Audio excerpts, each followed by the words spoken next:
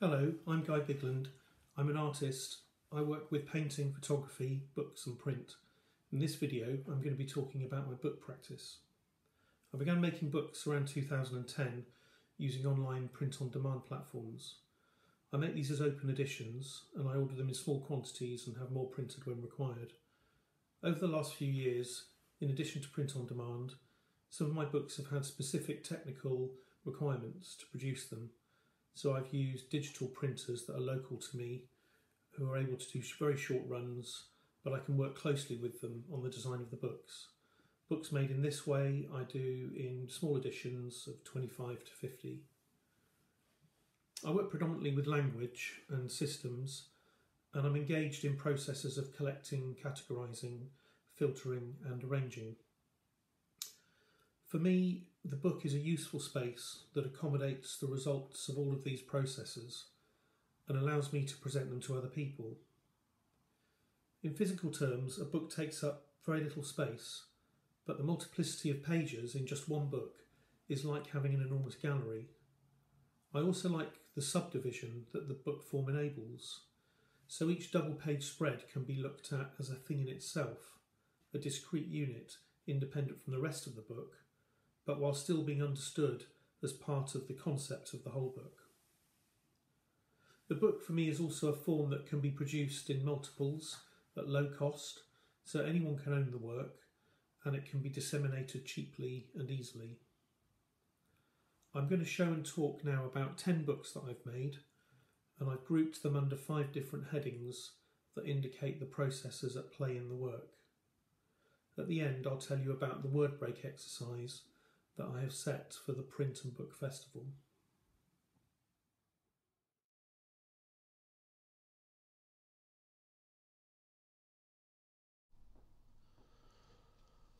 All the 4-letter words that are sometimes used with another 4-letter word that I can think of is the first book that I made. It contains around 600 words, one on each page. It's a collection of words that follow the rule stated in the title on the cover. The words come into the collection as pairs of words, for example, back door, atom bomb, good luck. But in the collection they don't stay together. They are split up and each word is placed by alphabetical ordering. I think the only pair that have stayed together is clip clop. I use the fact that a book always has 2 adjacent pages as a device to allow each word to occupy a whole page and to be seen as part of a new pairing generated by alphabetical ordering rather than by the principle that governed the initial selection of the words. The reader is left to guess at what the original pairings may have been. So the book is a convenient receptacle for the collection, and yet it provides a means to scramble the collection into a new order. It combines a system with playfulness and generates results that do not rely on my own imagination or preferences. The title suggests a tension between a rigid system and potential failure. The word all positions the book as an authority on its subject, but the final parenthesised words that I can think of undermine or limit that assertion.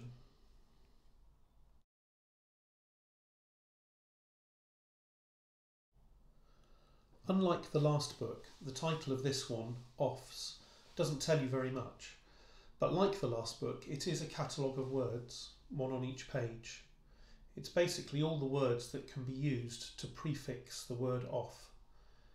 Like the last book, it is only the ones I can think of, but I like the simple title Offs so much that I just kept it to that.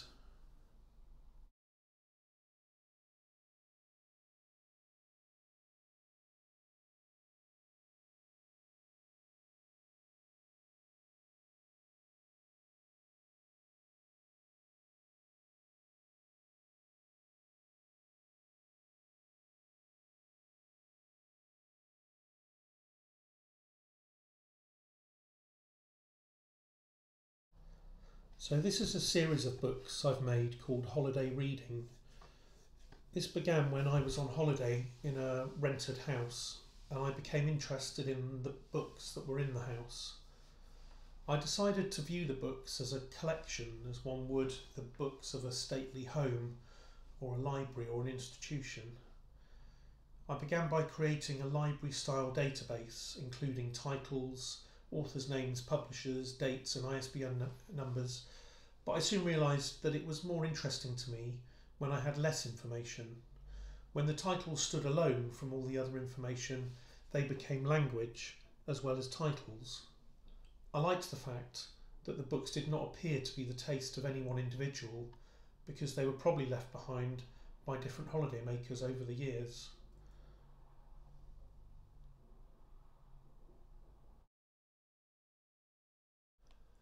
I applied the same idea to a museum painting collection.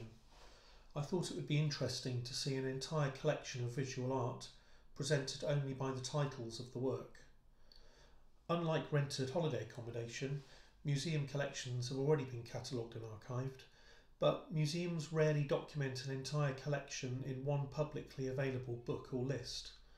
I think I may have had a naive idea that a museum would possess a grand authoritative tome or register of the contents of their collection, but in reality, given the vast size of museum collections, such a thing is not really practical or useful, and even less so in the digital age. I had to make a work for an exhibition in Cambridge, so I used the collection of the Fitzwilliam Museum, which is in Cambridge and has around 1,620 paintings. So I copied and pasted all the titles from the Fitzwilliam Museum's website and put them into a book. The words here have been detached from the images they support and from their data sets of artist names, dates and materials.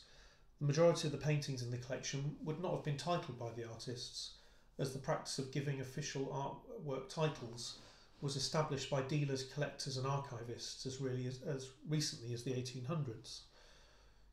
Rather than cataloguing the collection, I am cataloguing the language of the collection, which is informed by art historical convention, clichés and the idiosyncrasies of individual archivists.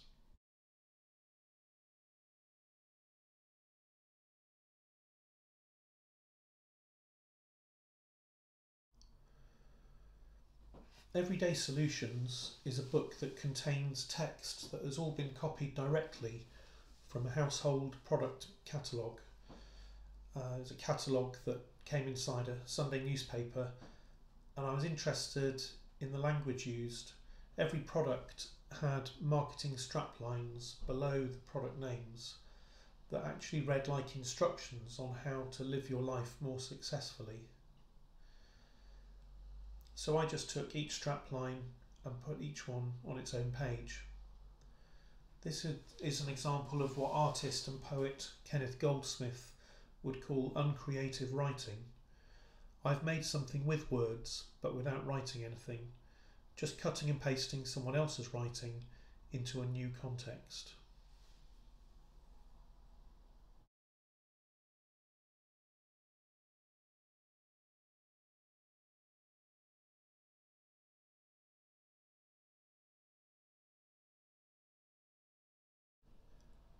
Things You Have Done differs to the previous books we've looked at in that it contains text that I have written myself.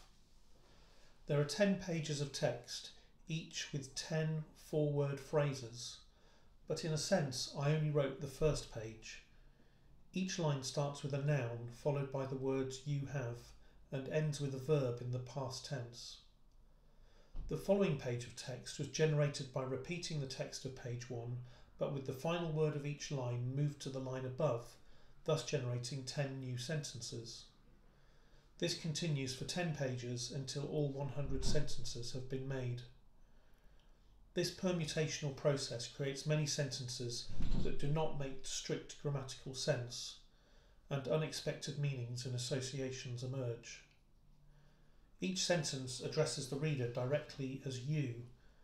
The text is thus created anew for every reader through their own associations of things that they have done.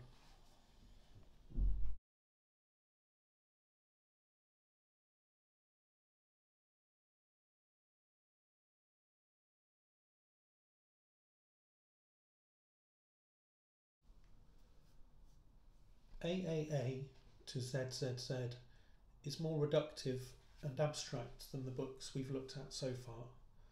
It works with the familiar form of the alphabet, showing all 17,576 possible three-letter combinations of the alphabet, or you could say every possible three-letter acronym.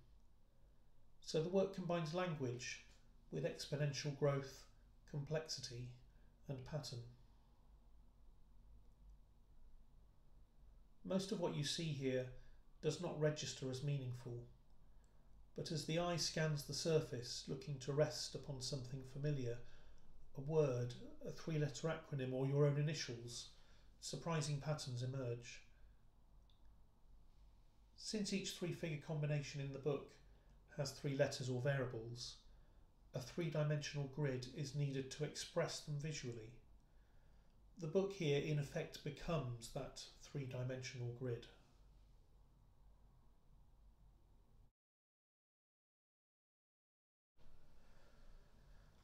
This book started just because of my interest in the title as a play on words on Ludwig Wittgenstein's Uncertainty, published in 1969, shortly after his death, a series of notes made toward the end of his life about knowledge, doubt, scepticism and certainty.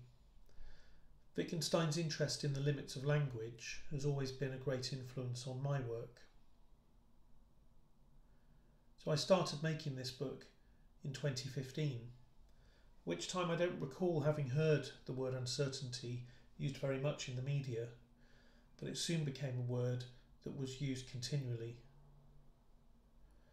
The physical structure of this book is clearly a bit more complex than the others we've been looking at already, but it's basically 14 statements that position people in relation to views, attitudes or feelings about certainty, one on each right-hand page and then the page cut into 5 strips. This enables a potential 38,416 statements to be constructed. Certainty is the only word that appears in every sentence. The book combines grey, black and white, colours commonly used metaphorically in relation to certainty, uncertainty and belief and faith.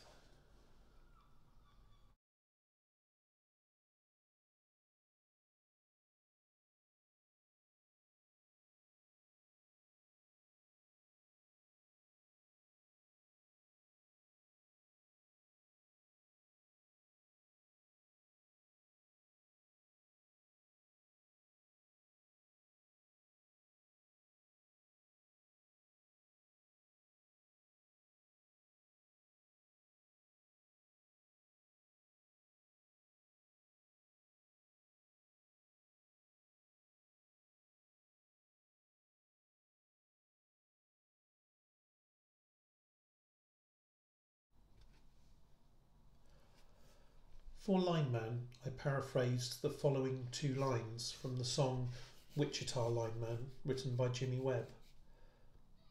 I need more than want you. I want you for all time.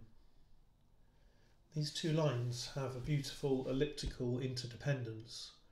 They seem to be playing a game with words and with the subject's and listener's expectations. I decided to take the game a bit further. 6 words can be arranged in 720 different permutations. In the book, the words are printed in all possible permutations. The first of the 2 lines occupies the left-hand page and the second line occupies the opposite page. Most of the text is grammatically incorrect, but nonetheless still seems to contain meaning. A dialogue between the 2 lines continues as they fall in and out of sense through 720 different arrangements until the end where they are fully reversed.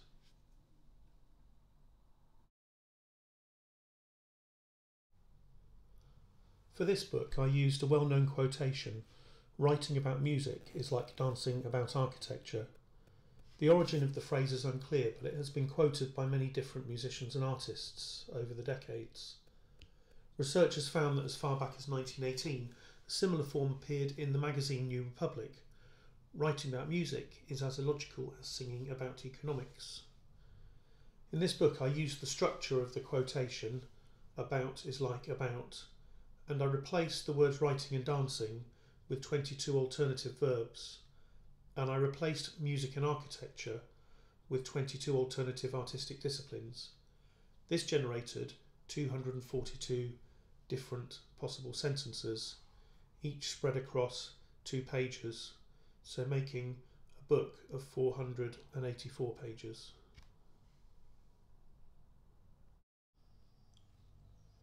This book plays with the language used in questionnaires that require respondents to indicate their level of agreement or disagreement by selecting a response from a symmetrical scale. This kind of questionnaire uses a Likert scale, which was devised in 1932 by American social psychologist Rensis Likert. Likert scales are the most widely used method for measuring responses in survey research and are used in psychology, social sciences, statistics, business and marketing.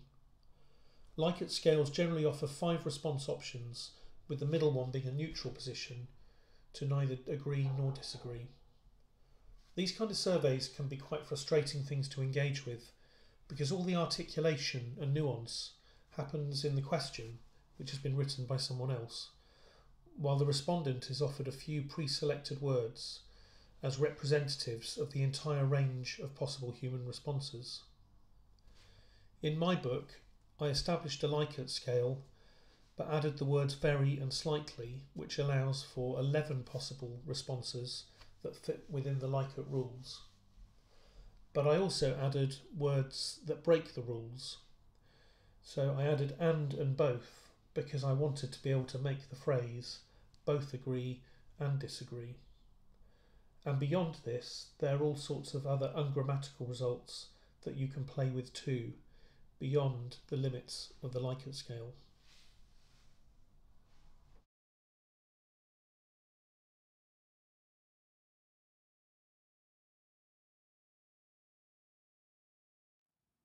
I've been asked by the Print and Book Festival to suggest a task that people can do.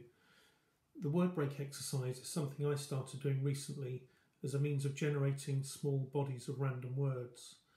The rules are as follows.